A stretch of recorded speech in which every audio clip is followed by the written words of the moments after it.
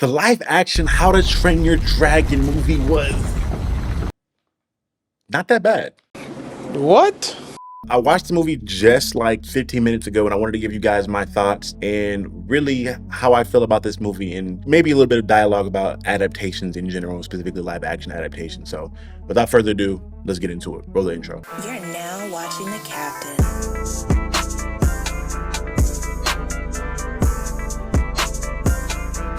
Okay, for people that aren't aware, How to Train Your Dragon is a series slash movie franchise, I guess, that is very near and dear to my heart. I grew up with it. I'm in love with everything from the characters to the dragons to the music. I love this IP as a whole. So when I heard that there was a live action adaptation happening and I saw the trailers where it looked like it was going to be just a stereotypical retelling of the great movie in itself, I was conflicted. Obviously, the first emotion is the one that most people have when they hear about another live action adaptation happening, and hated it. Didn't want it to happen. Didn't feel like it was needed. Feel like Hollywood has not learned this lesson, which, to be quite honest, I still feel like Hollywood hasn't learned this lesson in regards to pump. Oh my God, pumping out live action adaptations. Because again, I always get so confused as to like who asks for these, but I need to start looking at how much money these are making. Because of these movies like Mulan, The Little Mermaid, How to Train Your Dragon, any of the anime adaptations, they're actually making money. There must be something to it. I don't know why they think this is something that the audiences want to see, but it's got to be making the money at some point. Getting to this movie in particular, there are a few things I want to say about this, but first and foremost, I do want to let people know off top, it's not a bad movie. It's actually a pretty solid to a good movie, and there are a couple really important reasons for that I think makes this thing different from every other live action adaptation that you'll probably see. First and foremost, it has the original director on board directing this from the animated movie. The composer from the animated movie is also doing this, as well as they were lucky enough to get Gerard Butler, who played Stoic the Vast in the animated movie, playing Stoic the Vast in the live action movie. So a lot of the things that made the animated movie special were brought over into this, and I think that's the number one thing where a lot of these live action adaptations fail, is that you never really get to capture what made those things special from the animated version into the live action version. And usually those things are the biggest things, usually are the writers, the directors, and the music. Obviously, if you have a movie like this, then I think when I'm looking at the original How to Train Your Dragon, probably one of the biggest, if not the biggest thing that made that movie special to me was the score. The music made moments feel grand, it made moments feel special, and the fact they were able to bring that same music over and use it in the same moments in this film that made the original feel special was thumbs up for me. And that's where I want to also speak into the next thing, where they made every scene from both of these pretty much identical, damn near it feels like.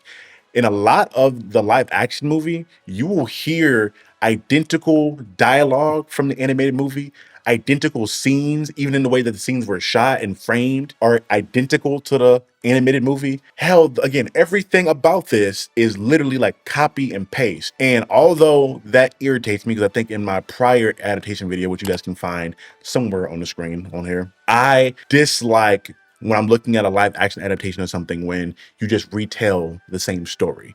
I feel like it's lazy, it annoys me, and I feel like I shouldn't be watching this because I could just watch the original and get even more pleasure out of it. I usually, when I see a live action thing being announced, would prefer it to be a prequel or a sequel, because you're showing a story and a perspective that has not been shown before, and you also get the novelty and like the cool little thing of having it be live action. I think it works for everybody, and you want to adapt that thing as well as you get to show something new to the fans. I think that's the perfect way and the only way you should really do a live action adaptation. But in this regard, because they made everything identical, it did mess it up too much. And I think that's also another thing where it didn't bastardize the original material. So fans, if you're a fan of the OG, you'll probably enjoy this to some extent. Now, there are a few things that make this still a little unseasoned in regards to when you're comparing it to the original one, but all these things I stated up until this point make this film, as a standalone film, if you're not comparing it to the original, a good movie. Like if you had somebody that had never seen the How to Train Your Dragon animated movie, which again is a shame if you haven't, please go watch it.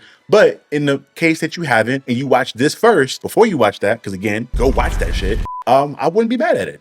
You wouldn't be mad at it. You would think How to Train Your Dragon is a solid movie. You would probably enjoy this damn near as much as you would maybe enjoy the first one watching for the first time. But again, a lot of my perception of this live action movie is a lot of bias because I watched the original one in like 2010 when it first came out, when I was a 10-year-old, and really enjoyed that film. Now, let's get into a few of the negatives, because there are some negatives with this. Although this was a good movie, there are a lot of things that made this not as good. And again, to preface this criticism, a lot of my criticisms here are kind of giving the faults of where it fell in comparison to the live action version, because we have to talk about that. There's no way we can talk about this movie without comparing it to the OG version. First and foremost, the Dragon Rider gang was very, very mediocre to me. Outside of Astrid, outside of Hiccup, the rest of the gang in Tough Nut, Rough Nut, and Snot Loud, and I'm blanking on my heavyset friend's name right now. I can't remember, but everyone else in that group were very mediocre. The actors, I don't think were bad actors by any means. I don't want to just like shit on them as talents, but I just think they didn't really embody the full personality that the voice actors were able to present in the animated version, as well as the fact that a lot of the things that make them characters are something that you can really only see through animation in regards to their movement, to how they express themselves and things like that. I do think there are certain things that I was surprised the director cut out. Like Snot Loud had usually in the animated movie had this annoying ass like quote of like snot loud, oi, oi, oi, like something that you hear him do a lot in the animated movie. I didn't remember him doing that at all in a live action movie. And it didn't really occur to me or dawn on me until we got to like the end scene where they were fighting the alpha dragon. And I remember him like screaming that in that final fight. And I don't remember hearing it at all. Again, not that big of a deal, but it's little things like that that characterize those side characters that I think were kind of neglected. But again, I completely understand that aspect, because when people are going back to watch this thing in nostalgia, unless they are big fans of Snot Loud, Tough Nut, Rough Nut, and the other, they probably don't care. They are here for Hiccup, Astrid, and Stoic. Those are like the three main people in this whole movie that people are probably here for, because those are the people that get the most screen time, the biggest moments, the biggest development. I mean, outside of Toothless, but again, he doesn't speak. So they put a lot of time and effort, it feels like, into casting the right people for these three roles and making sure that these three people embody the delivery that the voice actors gave them in the animated movie. And for the most part, the scenes felt like they were cool. Like they were mirroring each other, but there was never a moment where like I looked at a line from Hiccup and Astrid or Stoic and was like, oh, that didn't really feel the same. That really, for the most part, held up. But again, getting back into the rest of the crew, I think because you spent so much time in making sure that the big three of the movie were good, you kind of neglected a lot of everyone else for the most part. And those three they didn't give me the same delivery or the same energy or just charisma that I felt when I watched this in animated form. That also gets into another overarching thing with this movie in general that I think suffers from being in this medium of live action. You can't really express things in the same manner. Getting directly back into the Dragon crew, I think a lot of their issues were the factor of a lot of the body humor or the certain gestures and things they would do were so funny or exaggerated or cute because they were animated in the way that they were presented. There are certain ways of expressing a character or a character showing expression that can only be done in animation, because you just can't make a person's face move in a certain manner or a person's body do certain things in a comedic way where it shows up being funny or to an charming way. You just can't do that. And it showed up a lot with the actual crew, but especially in the dragons. Now, although Toothless, you can tell that a lot of attention went into making sure Toothless looked good, but I do think there are moments where there are certain aspects of Toothless you couldn't really express. Like, for example, in the animated version of the show, or of the movie and the show too, there is an extended live action, like not live action, there's an extended animated version of the series on Netflix, I think that Netflix owns. But regardless, I'm sorry, off on a tangent, but getting back into Toothless, there is a thing in the movie, in the animated movie, where Toothless has this like docile, like dog-like demeanor where his like ears will drop or his tongue will wag and certain things like that, where he just looks really cute and docile. And they were only able to do that to an extent in this. They weren't able to do all the super cutesy things that made you fall in love with Toothless. You were able to see the eyes be big and some of the gestures here and there, but because you needed to make him feel like a dragon and have his presence there's a lot of that cutesy stuff that was lacking there. Toothless, in comparison to the other dragons, this is probably the biggest downside and biggest flaw. And again, you can really see it in the comparison of how much time they spent on the big characters in like Toothless and the other dragons in comparison to the other dragons, because every other dragon that the Dragon Rider gang rode didn't get any sort of like expression. They felt like generic dragon. Because again, if you watch the animated movie, Toothless gets his time to shine, obviously, yes, but when you get into the moment where all the Dragon Riders are picking their dragons to ride, they're picking dragons that are very much so similar or blend with them from a personality standpoint. And you see the way that they blend by the way that the dragons emote and express themselves in emotion. And it's something that you just don't get, because one, it's hard to do that with a lot of these dragons and the way they look, because most of the expression is in the eyes. And because Toothless is a dragon that has really big eyes on the front of his face, and he has like a dog-like face or a cat-like face, it's easy to animate him in a certain way. But when you have a nightmare whose eyes are on the side of his head, it's a little bit harder to emote those emotions in CGI with the dragon he's just not made to emote that kind of expression. So you actively saw them like skip the whole moment where the whole gang was picking the dragons. You saw Snotlout get his last dragon that was presented to him by Toothless, but everyone else in their process, they kind of just skipped over that and fast forwarded through that to jump to them flying to Dragon Island for the most part. So in the parts that they couldn't do, they were really smart for the most part in minimizing what their flaws were in this movie. So I do want to give credit to the writer to an extent, as well as the editor for that, because I think that was very smart. And I think that's another thing that made this movie good. And another reason it shouldn't have too many complaints from hardcore fans. But yeah, those are the biggest issues, is really just the CGI, some of the acting. And again, a lot of the issues are just in comparison to the original is going to not look as good. And even in comparison to the original, I don't think it was terrible. I think this movie is probably 70% of how great the original How to Train Your Dragon movie was.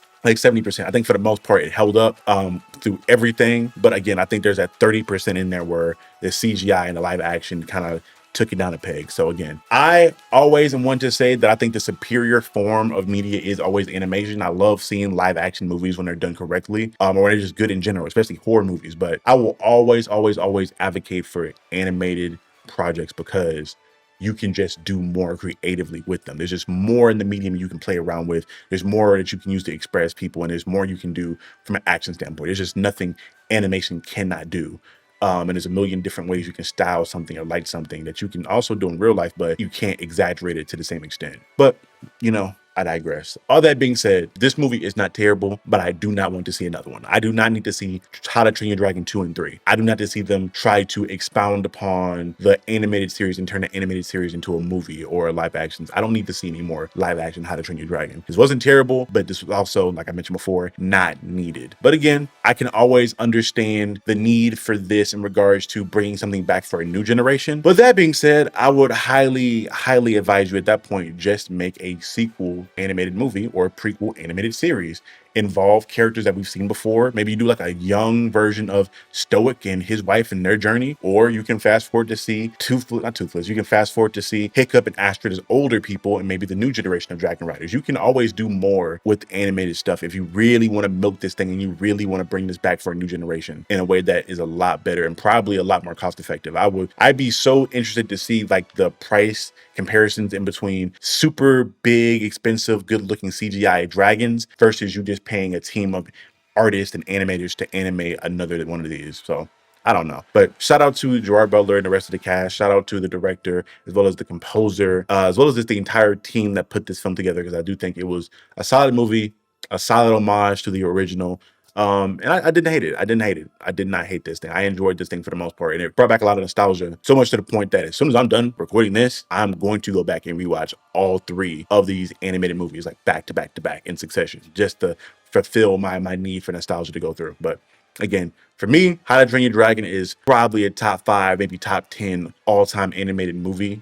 Like trilogy, when you're looking at that, Kung Fu Panda, Shrek, Toy Story, it's up there for me personally. So seeing it get a solid adaptation is cool. But again, I think people were going to take the wrong message from this. And I say people, I mean the higher ups at studios. They're going to take the wrong thing from this, the wrong message from this, and pump out more of these and more live action stuff. So I'm curious what the next one will be. I'm waiting for a live action Incredibles. I really feel like a live action Incredibles is coming. I'm so surprised it hasn't come yet, but say la vie. Y'all let me know in the comment section below. Are you a fan of the How to Train Your Dragon series? Are you a fan of the live action movie?